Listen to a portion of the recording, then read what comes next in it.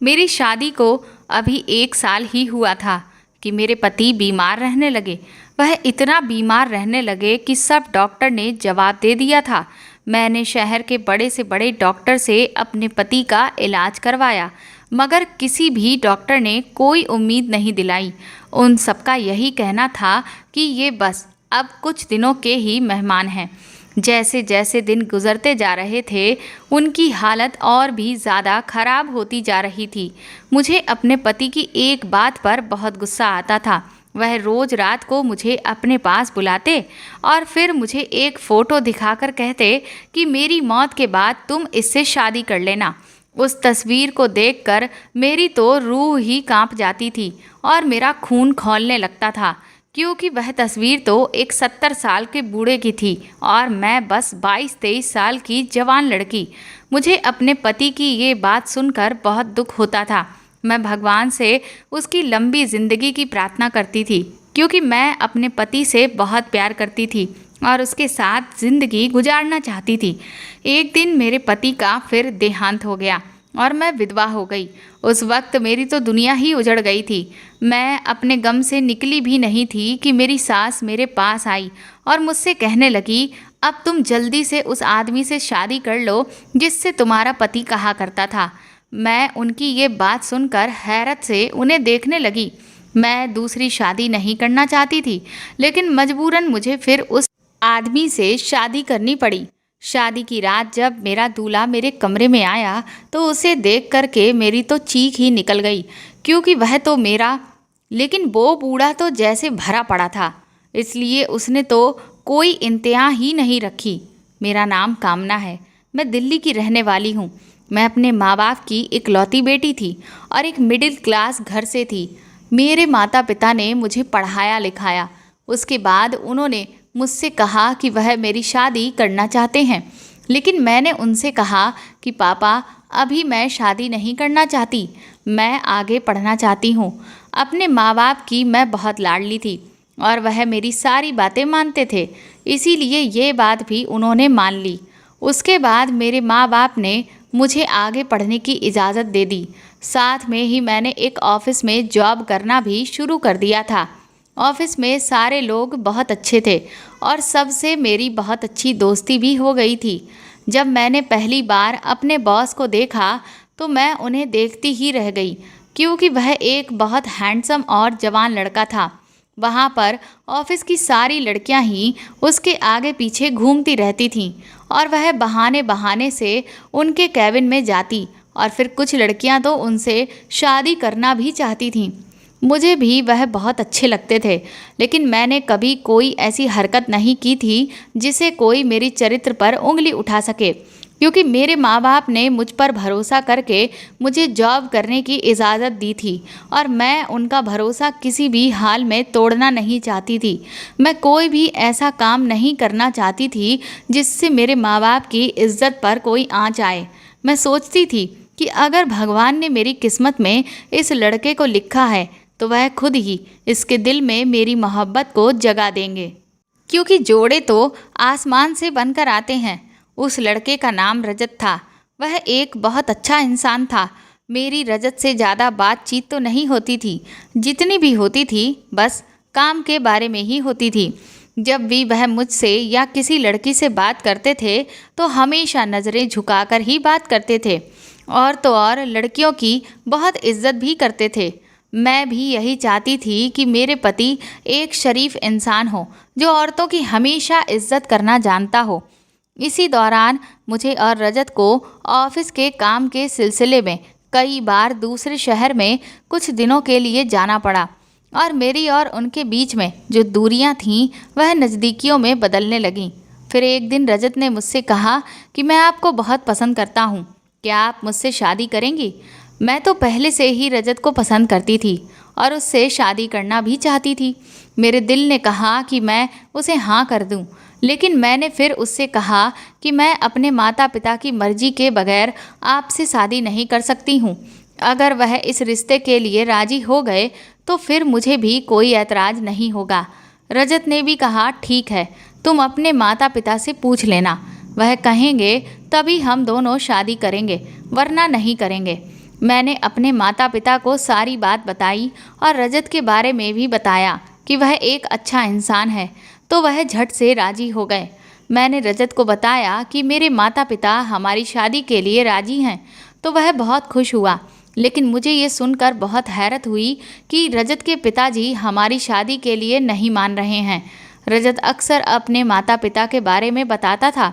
मुझे लगता था कि वह मान जाएंगे, लेकिन उन्होंने शायद रजत के लिए कोई और लड़की देख रखी थी जिससे वह रजत की शादी करवाना चाहते थे।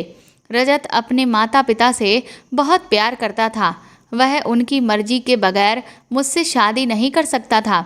इसीलिए उसने मुझसे कहा कि जब तक उसके माता पिता नहीं मान जाते मुझे इंतज़ार करना होगा।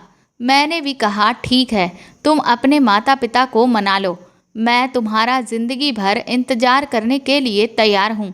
रजत ने अपने माता पिता को हर तरीके से मनाने की कोशिश की।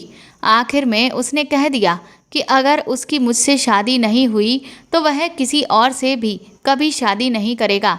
और फिर इसके बाद आखिरकार उसके माँ बाप को भी उसकी ज़िद के आगे झुकना पड़ा और वह हमारी शादी के लिए मान गए। वह लोग हमारे घर रिश्ता लेकर आए थे। रजत की माँ मुझे देखकर खुश हुई और कहने लगी कि मेरे बेटे की पसंद तो बहुत अच्छी है।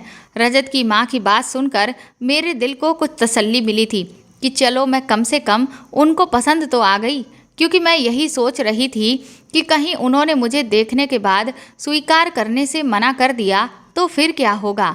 कुछ दिनों के बाद मेरी और रजत की शादी हो गई और मैं अपने ससुराल आ गई। शादी की रात जब रजत मेरे कमरे में आया तो मुझे देखकर मेरी बहुत ज़्यादा तारीफ़ करने लगा और कहने लगा कि आखिर मोहब्बत की जीत हुई और आज हम दोनों एक हो ही गए हैं। रजत ने मुझसे कहा कि मैं तुमसे बहुत ज़्यादा प्यार करता हूँ।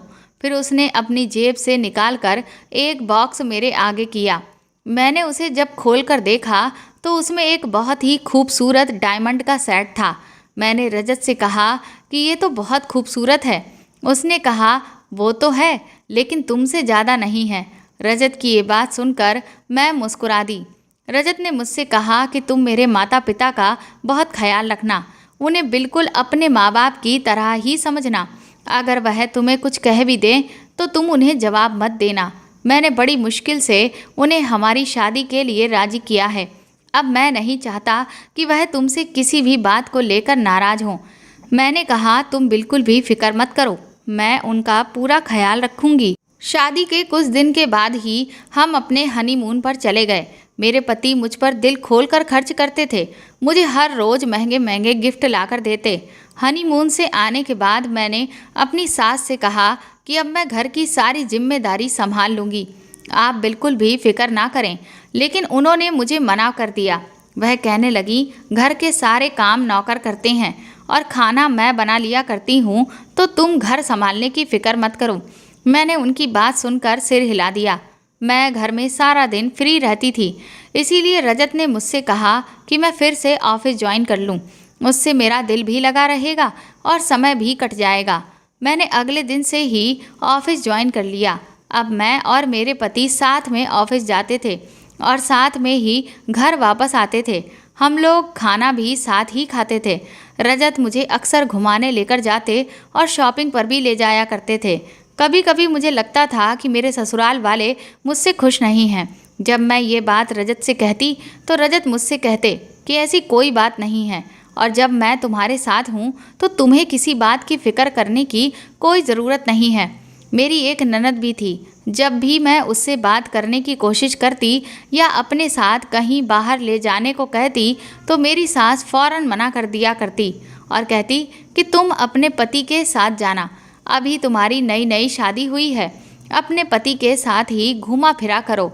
मुझे उनकी ये बात बहुत अजीब लगती थी, लेकिन मैंने उनकी इस बात पर बहुत ज़्यादा ध्यान नहीं दिया क्योंकि मैं अपने पति के साथ बहुत खुश थी। लेकिन भगवान ने मेरे नसीब में बहुत कम खुशियाँ लिखी थी।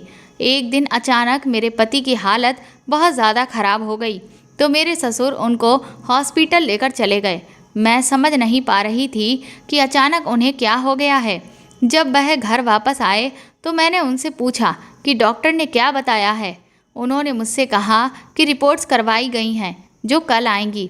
अगले दिन मैंने उनसे फिर से पूछा कि रिपोर्ट में क्या आया है, तो उन्होंने मुझसे कहा कि पिताजी रिपोर्ट लेकर आएंगे। अब अक्सर ही मेरे पति की अचानक तबीयत खराब हो जाती थी और मेरे ससुर जी उन्हें अस्पताल लेकर जाते थे। मैं अपने ससुर से कहती कि मैं भी साथ चलूँगी तो वह मुझे मना कर देते थे। जब भी मैं अपने पति से उनकी रिपोर्ट्स के बारे में पूछती तो वो कुछ ना कुछ बहाना बना दिया करते थे। अब मेरे पति की तबीयत बहुत ख़राब रहने लगी थी। जब मैं उनसे पूछती कि आपको क्या बीमारी हुई है, तब भी वह मुझे कुछ नहीं बताते, इसीलिए कि मैं कहीं परेशान ना हो जाऊं। अब उन्हें अपनी ज़िंदगी का भरोसा नहीं रहा था। एक रात उन्होंने मुझे अपने पास बुलाया और मुझसे कहने लगे, मेरी मौत का कोई भरोसा नहीं, मेरे मरने के बाद तुम दूसरी शादी कर लेना। मैंने उनसे कहा कि आप ये क्या कह रहे हैं, आप भगवान पर भरोसा रखिए, आपको कुछ भी नहीं होगा। वह मुझे रोज़ यही बात कहते थे।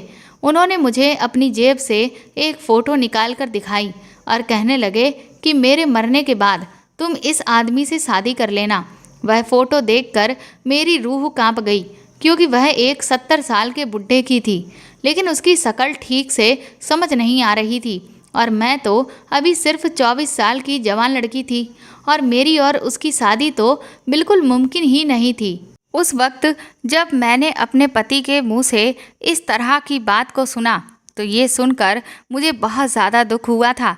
मैं हर रोज़ भगवान से इस बात की प्रार्थना करती थी कि वो मेरे पति को जल्द से जल्द ठीक कर दें, लेकिन भगवान ने मेरी कोई प्रार्थना नहीं सुनी।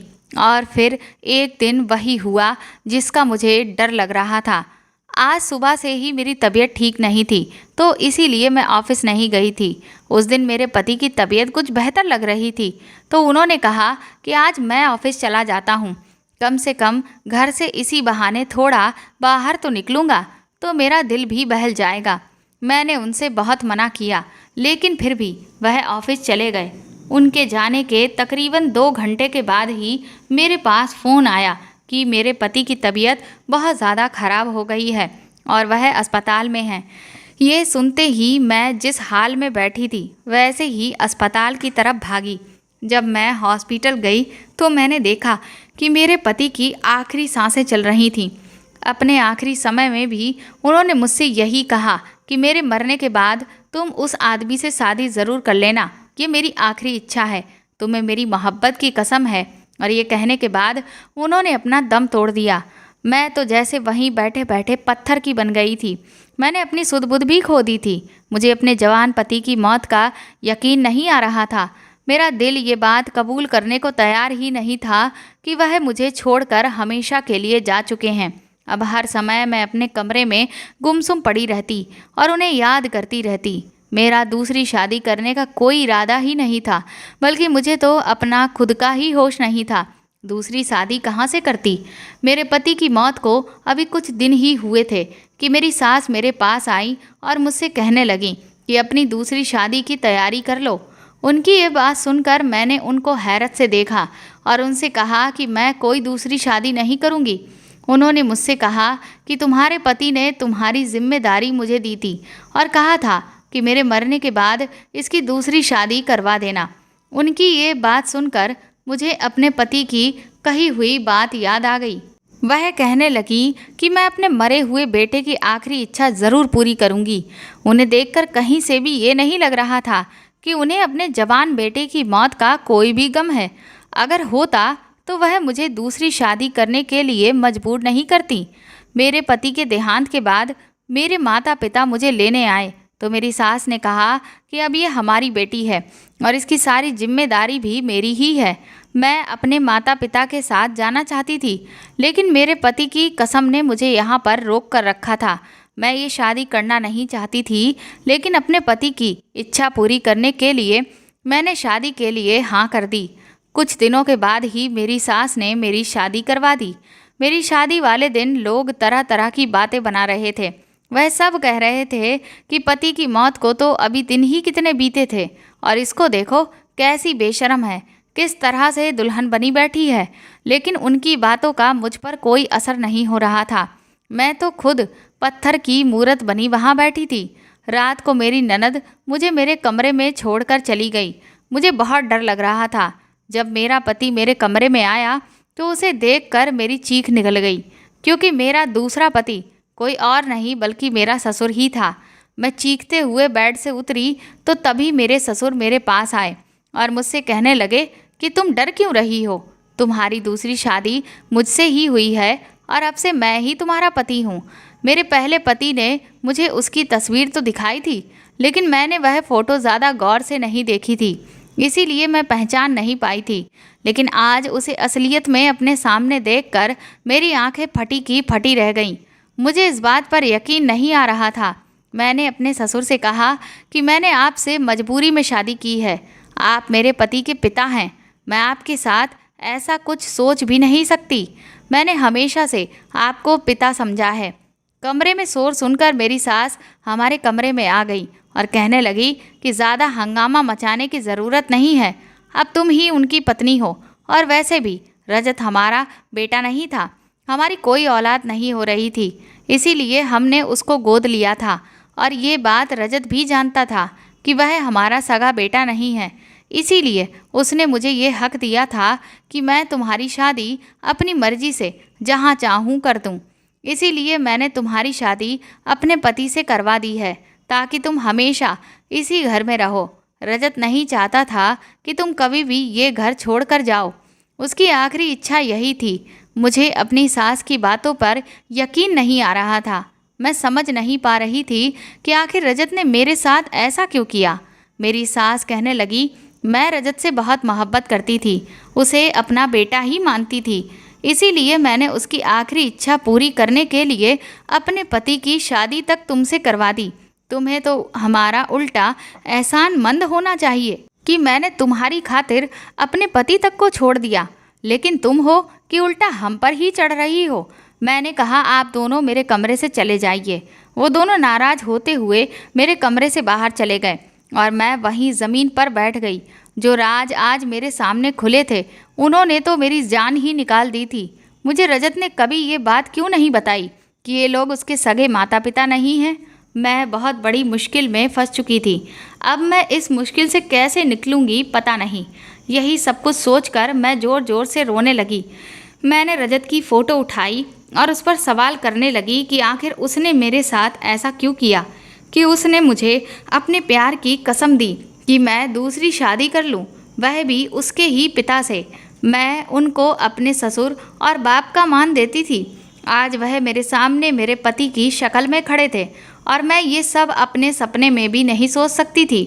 मैं सारी रात यही सब कुछ सोचती रही। नींद तो मेरी आंखों से कोसों मील दूर जा चुकी थी। सुबह हुई तो एक नौकरानी मेरे लिए नाश्ता लेकर आई। वह मुझसे कहने लगी कि बड़ी मैडम ने कहा है कि आप नाश्ता कर लें। मैंने उससे कहा कि तुम ये ले जाओ, मुझे नाश्ता नहीं करना, मेरा दिल नहीं चाह रहा। मेरा मन तो कर रहा था कि मैं इस घर से कहीं दूर चली जाऊं। मैंने सोचा कि मैं ऑफिस चली जाती हूं, मेरा कुछ दिल ही बहल जाएगा। वैसे भी रात में मेरे ऊपर जो पहाड़ टूटे थे, उसने मेरी ज़िंदगी को बर्बाद करके रख दिया था।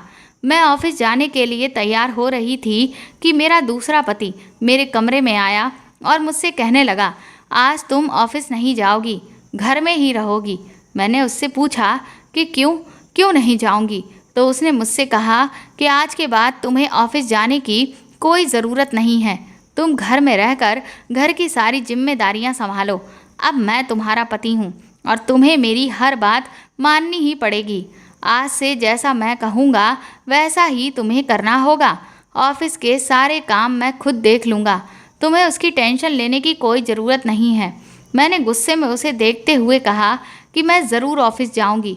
उसने मुझसे कहा, ठीक है तुम ऑफिस जाओ, लेकिन फिर शर्त ये है कि मैं यहाँ तुम्हारे पास तुम्हारे कमरे में ही रहूँगा। ये सुनकर मेरे पैरों तले से ज़मीन निकल गई।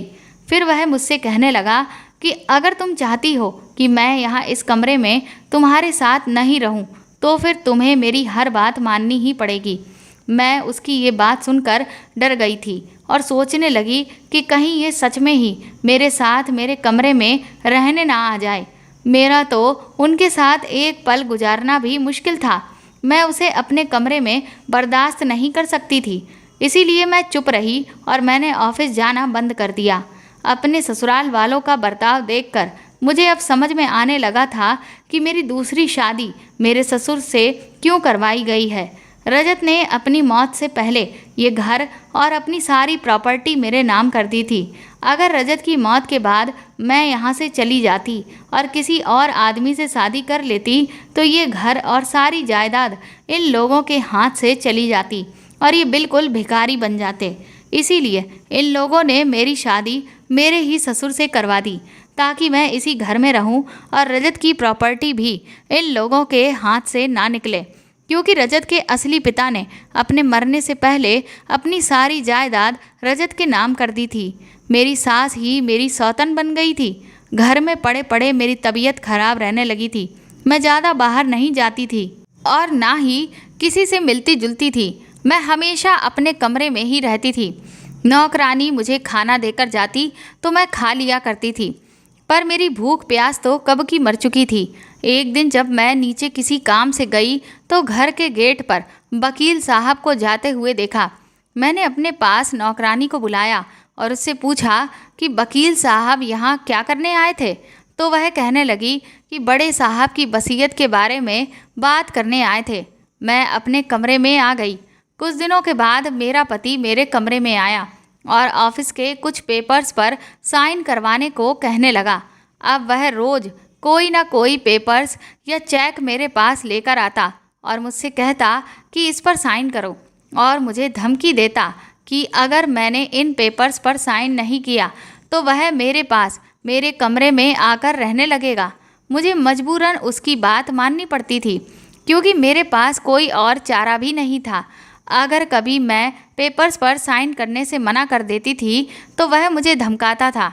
अगर मैंने उसकी बात ना मानी तो वह मेरे कमरे में आकर वो करेगा जो मैंने कभी सपने में भी नहीं सोचा होगा। मैं किसी भी हाल में ये नहीं चाहती थी, क्योंकि मुझे उससे नफ़रत होने लगी थी। एक दिन जब मैं किचन में गई तो मैंने उन दोनों पति पत्नी की बातें सुन ली। मेरा पति कह रहा था कि रजत अगर कुछ समय और ज़िंदा रहता तो हम उससे और भी ज़्यादा फ़ायदा उठा सकते थे। वह बहुत जल्दी ही मर गया बेचारा। मैं समझ गई थी कि ये लोग जो कुछ भी कह रहे हैं या कर रहे हैं वो सिर्फ जायदाद के लिए कर रहे हैं। वकील भी अक्सर हमारे घर पर आता जाता रहता था। मैंने उससे काफ़ी बार बात करने की कोशिश की, लेकिन मेरे सास ससुर मुझे उससे बात करने नहीं देते थे। मैं जानना चाहती थी कि रजत ने मेरे नाम पर क्या क्या कर रखा है, जिसकी वजह से इन लोगों को मेरे साथ ये सब कुछ करना पड़ा। आखिर इन लोगों को मुझसे ऐसा क्या चाहिए? अब मैं अपनी ज़िंदगी से तंग आ गई थी और जैसे भी हो मैं इस सब से निकलना चाहती थी। एक रात जब मैंने खाना खाया तो खाना खाते ही मेरी तबीयत बिगड़ने लगी। मेरी नौकरानी जो मेरे पास खाना लेकर आई थी उसने मुझे चुपके से बता दिया कि मेरी सास ने मेरे खाने में कुछ मिलाया था, जिससे मेरी हालत ख़राब हो गई थी। मेरी हालत इतनी ख़राब हो गई कि मुझे ऐसा लग रहा था कि अब मैं नहीं बचूंगी। ये लोग इतने जालिम थे कि घर और प्रॉपर्टी के लिए मेरे साथ कुछ भी कर सकते थे। मैंने सोचा क्यों ना मैं अपने पति से बात करूं, जो कुछ भी मुझसे लेना चाहता है वो ले ले और बदले में मुझे छोड़ दे। यही सोचकर मैं नीचे अपने सास ससुर के कमरे में जाने लगी। मैं उनके कमरे का दरवाज़ा खटखटाने ही वाली थी कि मुझे अंदर से उनके बात करने की आवाज़ें आईं। मेरा पति अपनी बीवी से कह रहा था कि आइंदा तुम ये बात अपनी ज़ुबान पर भी मत लाना। अगर किसी को पता चल गया तो फिर अच्छा नहीं होगा, और कामना को तो ये बात बिल्कुल भी नहीं पता चलनी चाहिए। मैं सोचने लगी कि अब ये लोग मुझसे क्या छुपा रहे हैं। ये दोनों हमेशा ही छुप छुप कर बातें करते रहते थे। मुझे इनकी बातों से कुछ समझ में नहीं आया, लेकिन मैं जानना चाहती थी कि इन दोनों का राज क्या है। मैं अपने कमरे में चली गई और वहाँ जाकर सोचने लगी कि मैं ऐसा क्या करूँ जिससे मुझे इन दोनों का राज पता चल जाए। फिर मेरे दिमाग में एक आइडिया आया, क्यों ना मैं अपने पति को अपना दीवाना बना दूँ। अगर वह मेरे काबू में आ गया तो मैं उससे सब कुछ उगलवा लूँगी। एक रात मैं अच्छे से तैयार होकर नीचे अपने पति के कमरे में गई। उसके कमरे में जाकर मैंने कहा, तुम भूल रहे हो कि मैं भी तुम्हारी पत्नी हूँ। मेरा भी तुम पर कोई हक बनता है। तुम मेरे साथ मेरे कमरे में चलो। मेरी ये बात सुनकर के तो मेरी सास के चेहरे का रंग ही उड़ गया। मैंने अपने पति का हाथ पकड़ा और फिर उसे बेड से उठाया और कहने लगी कि इस बूढ़ी औरत की जान छोड़ो, अब तुम मेरे साथ रहना। ये सुनकर मेरा पति भी खुश हो गया, क्योंकि वह 70 साल का बूढ़ा था और मैं एक जवान और खूबसूरत लड़की। भला ऐसा मौका कौन छोड़ सकता था। वह खुशी खुशी उठकर मेरे साथ मेरे कमरे में आ गया। मैं उसे अपने कमरे में लाकर बोली कि तुम अपनी पहली बीवी को इस घर से निकाल दो, तभी मैं हमेशा के लिए तुम्हारे साथ रहने को तैयार हूँ, वरना मैं तुम्हें छोड़कर चली जाऊँगी। उसने कहा, तुम फिक्र मत करो, मैं उस बुढ़िया को इस घर से निकाल दूँगा। मैं तुम्हारे साथ रहने के लिए कुछ भी कर सकता हूँ। अब मैं रोज़ बन सबर कर उसके सामने जाती और उसका खूब ध्यान रखती और अपने हाथ से उसे खाना भी देती। कुछ ही दिनों में तो वह मेरा दीवाना बन गया था। अब वह मेरी खातिर कुछ भी करने को तैयार था और ये सब देखकर उसकी पहली बीवी का बस नहीं चल रहा था कि वह मुझे घर से ही निकाल दे। लेकिन वह मजबूर थी, वह कुछ नहीं कर सकती थी, क्योंकि अब तो उसका खुद का ही पति मेरा दीवाना हो गया था। अब वह उसकी तरफ देखता भी नहीं था। वह जब भी बाहर से घर में आता तो सीधा मेरे पास ही आ जाता। एक दिन मैंने अपने पति से कहा कि मैं इस शहर में नहीं रहना चाहती, यहाँ पर मुझे रजत की याद बार बार सताती है, इसीलिए हम कहीं और चलकर रहते हैं जहाँ सिर्फ मैं और आप हों और उसके अलावा वहाँ कोई भी ना हो। ये सुनकर वह बहुत खुश हुआ, कहने लगा कि ठीक है, जैसा तुम कहोगी ठीक वैसा ही होगा। ये बात सुनकर उसकी पत्नी जल भुन गई। मैंने ऐसा इसलिए कहा ही था ताकि वह सब कुछ उगल दे और मेरे प्लान के मुताबिक ऐसा ही हुआ। एक दिन वह खूब ज़ोर ज़ोर से अपने पति के ऊपर चीखने लगी और कहने लगी कि तुम अभी कामना को तलाक दे दो। मेरे पति ने कहा कि धीरे से बोलो, कोई सुन लेगा। हम मंजिल के इतने करीब आकर अब पीछे नहीं हट सकते और ये सारा प्लान तो तुम्हारा ही था ना, अब तुम मुझे कैसे पीछे हटने को कह सकती हो। उसकी पत्नी ने कहा कि मैं अब कुछ भी सुनना नहीं चाहती, मुझे कुछ नहीं चाहिए, बस तुम किसी भी तरह से उस लड़की को तलाक दे दो। अगर तुमने उसे तलाक नहीं दिया तो मैं उसे सारी सच्चाई बता दूंगी, फिर तुम जानते हो कि क्या होगा। मेरे पति ने कहा कि ठीक है, मैं उसे छोड़ दूंगा, लेकिन तुम अपनी ज़ुबान बंद रखना। अब उन लोगों का खेला हुआ खेल उन पर ही उल्टा पड़ गया था। वह लोग अपने जाल में खुद ही फंस गए थे। लेकिन मैं इस बात से परेशान भी थी कि उसने अपनी बीवी की धमकी में आकर अगर मुझे छोड़ दिया तो मुझे उन लोगों का राज कभी भी पता नहीं चल सकेगा और मैं हर सूरत में उनका राज जानना चाहती थी। अभी तक मुझे कुछ भी पता नहीं चल सका था। मैंने सोचा था कि अब मुझे कुछ और ही करना पड़ेगा जिससे मैं ये राज जान सकूं। रात को जब मेरा पति मेरे कमरे में आया तो मैंने उसे जूस में मिलाकर नशीली दवाई दे दी ताकि वह नशे में सब कुछ उगल सके, और फिर ऐसा ही हुआ। कुछ देर बाद वह पूरे तरीके से नशे में था। मैंने उससे कहा कि मैं ये घर और सारी प्रॉपर्टी तुम्हारे नाम कर दूंगी और हमेशा तुम्हारे साथ ही रहूंगी, तुम मुझे सब कुछ सच सच बता दो। वह अपने होश में नहीं था, इसीलिए उसने मुझे सब कुछ सच सच बताना शुरू कर दिया। वह कहने लगा कि रजत मेरे भाई का बेटा था। मेरा भाई बहुत अमीर था, उसके पास किसी चीज़ की कोई कमी नहीं थी और मेरे पास कुछ भी नहीं था। मुझे ये देखकर अपने भाई से बहुत जलन होती थी। जब रजत 1 साल का था तो मैंने अपने भाई और भाभी का एक्सीडेंट करवा दिया था, क्योंकि मैं जानता था कि रजत के माता पिता के बाद उसकी जिम्मेदारी हमें ही मिलेगी। और ठीक ऐसा ही हुआ। उसके माता पिता के देहांत के बाद हम दोनों उसकी परवरिश के लिए इस घर में आ गए, लेकिन हमारे नाम कुछ भी नहीं था। हम सिर्फ रजत की और उसकी जायदाद की देखभाल ही कर सकते थे। जब तक रजत 18 साल का ना हो जाए उसके बाद सब कुछ उसके नाम पर हो जाता, और अगर इस बीच उसको कुछ हो जाता तो सारी जायदाद ट्रस्ट में चली जाती।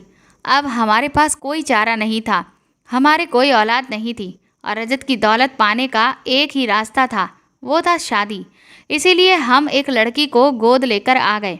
जब रजत बड़ा हो गया तो उसने सारा कारोबार अपने हाथों में ले लिया और उसने इस बिजनेस को आसमान पर पहुंचा दिया। फिर एक दिन वो कहने लगा कि वह किसी लड़की को पसंद करता है और उसी से शादी करना चाहता है। तब हमने उसे बताया कि वह हमारा असली बेटा नहीं है, वह मेरे भाई का बेटा है। हमारे खुद की कोई औलाद नहीं हुई थी, इसलिए हमने उसे पाला है। हम अपनी गोद ली हुई बेटी की शादी उसके साथ करवाना चाहते हैं। हमने सोचा था कि अगर उसकी शादी हमारी बेटी के साथ हो जाती है तो उसकी सारी ज़मीन जायदाद हमारे पास ही रहेगी, लेकिन उसने हमारी बेटी से शादी करने के लिए मना कर दिया। वो कहने लगा, मैंने तो उसे हमेशा अपनी बहन ही समझा है और आप लोगों को अपने माता पिता, इसलिए मैं उससे शादी नहीं कर सकता। वह हमें मनाने की कोशिश करने लगा ताकि हम उसकी शादी तुम्हारे साथ करने पर राजी हो जाएं। हम नहीं मान रहे थे, लेकिन हमने सोचा कहीं वह भागकर तुमसे शादी ना कर ले, ऐसे तो सब कुछ हमारे हाथ से निकल जाता। इसलिए हमने उसकी शादी खुशी खुशी तुमसे करवा दी। लेकिन वह तो शादी होते ही तुम पर अपनी दौलत बरसाने लगा। वह रोज़ रोज़ तुम्हें महंगे महंगे गिफ्ट ला कर देता। उसने ये घर भी तुम्हारे नाम कर दिया था। जब भी कोई प्रॉपर्टी लेता तो तुम्हारे नाम पर ही लेता। ये देखकर हमें बहुत गुस्सा आता था, लेकिन हम कुछ नहीं कर सकते थे। धीरे धीरे हमारे हाथ से सब कुछ निकलता जा रहा था। फिर हमने सोचा कि क्यों ना हम रजत को जान से मार दें, लेकिन हम उसको ऐसे नहीं मार सकते थे। इसीलिए हमने उसके खाने में थोड़ा थोड़ा जहर मिलाना शुरू कर दिया। जब भी वह रोज़ खाना खाता तो उसकी तबीयत खराब हो जाती। धीरे धीरे जहर उसके पेट में जा रहा था। इसी वजह से मैं उसे अकेला ही डॉक्टर के पास लेकर जाता था। डॉक्टर की रिपोर्ट्स में सब कुछ साफ साफ आ गया था, लेकिन मैंने डॉक्टर्स को पैसे देकर वह रिपोर्ट बदलवा दी और रजत को बताया कि उसे ब्लड कैंसर है। ये सुनकर उसने हमसे कहा कि ये बात हम तुम्हें नहीं बताएं, तुम्हें बहुत अफसोस होगा, और हमने ऐसा ही किया। उसके बाद मेरी पत्नी ने धीरे धीरे उसे अपनी बातों में लेना शुरू किया कि तुम्हारे मरने के बाद कामना की शादी अगर किसी और से हुई और उस इंसान ने जायदाद के लालच में कामना को नुकसान पहुंचा दिया तो क्या होगा। इसीलिए मैं उसकी शादी अपने पति से करवा दूंगी, इससे वो हमेशा सुरक्षित रहेगी। पहले तो रजत ने मना कर दिया, फिर मेरी पत्नी ने उसे और भरा। कहा कि अगर कामना की शादी कहीं और होती है तो पता नहीं वह लोग कैसे होंगे, कामना का ख्याल रखेंगे भी या नहीं। अगर तुम उसकी शादी के लिए मान जाते हो तो वह इस घर में रहेगी और हम उसका बहुत ख्याल रखेंगे। लेकिन रजत मानने को तैयार ही नहीं था। लेकिन फिर मेरी पत्नी ने उसके ऊपर इतना जोर डाला कि वह आखिर में मान ही गया। वह अपने घर और ज़मीन जायदाद तो तुम्हारे नाम कर ही चुका था, अपना बिजनेस भी तुम्हारे नाम पर उसने कर दिया था, ताकि उसके मरने के बाद तुम्हें कोई भी परेशानी ना हो। मैंने उसे बहुत रोकने की कोशिश की, लेकिन वह नहीं माना। अब हम समझ चुके थे कि वो हमारी कोई बात नहीं मानने वाला है, और इसीलिए उसके बाद हमें वो करना पड़ा जो हम कुछ दिन बाद करने वाले थे। उनकी ये बात सुनकर तो मेरे जैसे रोंगटे ही खड़े हो गए, और मैंने उनको झंझोड़ते हुए कहा कि तो तुमने रजत के साथ क्या किया। उसने फिर नशे में बताया कि हमने उसके खाने में ज़्यादा जहर मिला दिया, जिससे वह उसी दिन मर गया, और उसके मरने के बाद मेरी पत्नी ने तुम्हारी शादी मेरे साथ करवा दी ताकि हम तुमसे सब ज़मीन जायदाद और बिजनेस छीन सकें। अब हम तुम्हारे खाने में भी जहर मिलाने लगे हैं। तुम्हारे मरने के बाद ये सब कुछ हमारा हो जाएगा, लेकिन मैं अब तुम्हें मरने नहीं दूंगा। मैं उस बूढ़ी औरत को इस घर से निकाल दूंगा। मैंने अपने ससुर की सारी बातें रिकॉर्ड कर ली थीं। अगले दिन ही मैंने पुलिस के पास जाकर उनके खिलाफ रिपोर्ट दर्ज करवा दी। पुलिस हमारे घर आई और उन दोनों को गिरफ्तार करके ले गई। अदालत में दोनों की पेशी हुई। मैंने सारे सबूत वहाँ दिखा दिए। सारे सबूत देखते हुए जज साहब ने उनको उम्र कैद की सज़ा सुना दी। अब वह दोनों अपनी बाकी बची कुची ज़िंदगी जेल में ही गुजारेंगे। मैं रजत के नाम से एक अस्पताल खुलवाया है। इसमें गरीब लोगों का इलाज मुफ्त में होता था। अब मैं दूसरी शादी नहीं करूँगी, क्योंकि लोगों से मेरा भरोसा ही उठ चुका है। काश उन लोगों ने रजत के साथ ऐसा कुछ नहीं किया होता। रजत तो उनसे अपने सगे माता पिता से भी ज़्यादा मोहब्बत करता था। अगर वह एक बार बता देते कि उन्हें ज़मीन जायदाद चाहिए तो रजत खुशी खुशी उनके नाम पर कर देता, लेकिन उन लोगों ने अपने लालच में आकर मेरे पति को मुझसे छीन लिया। ऐसा करते हुए उनके हाथ पैर भी नहीं कांपे। लोग तो कुछ समय जानवरों के साथ बिता लें तो उनसे भी मोहब्बत हो जाती है, लेकिन रजत तो उनका सगा भतीजा था, उनका खून था, फिर भी उन्हें उस पर तरस नहीं आया।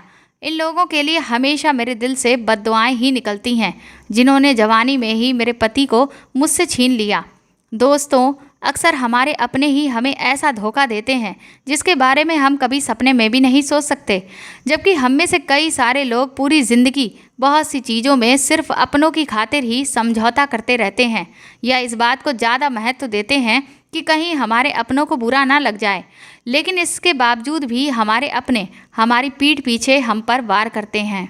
तो दोस्तों, आपको ये कहानी कैसी लगी हमें कमेंट करके ज़रूर बताएं, और प्लीज़ इस कहानी को ज़्यादा से ज़्यादा शेयर करके मेरे चैनल को सपोर्ट करें। साथ ही अगर आप चाहें तो मुझे सुपर थैंक्स भी खरीद कर दे सकते हैं। सुपर थैंक्स का ऑप्शन आपको इस वीडियो के नीचे दिए हुए सभी ऑप्शंस में दिख जाएगा, जो कि हार्ट शेप में बने हुए डॉलर के साइन के तौर पर है। और अगर आप मेरे चैनल पर नए हैं तो सब्सक्राइब करके बेल आइकन को ज़रूर दबा दीजिएगा, ताकि आगे भी मैं आपको ऐसी ही अच्छी कहानियाँ सुनाती रहूँ। Thank you.